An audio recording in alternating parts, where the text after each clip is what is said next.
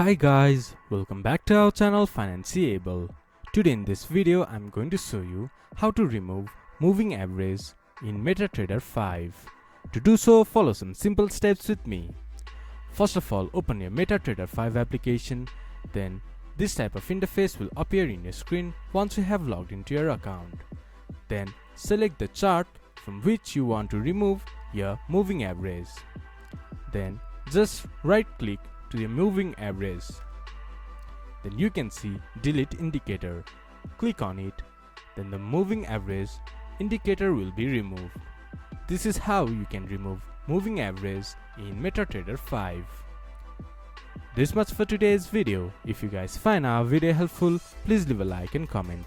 And do not forget to subscribe our channel and hit the bell icon. I'll see you guys again in our next video. Thank you for watching.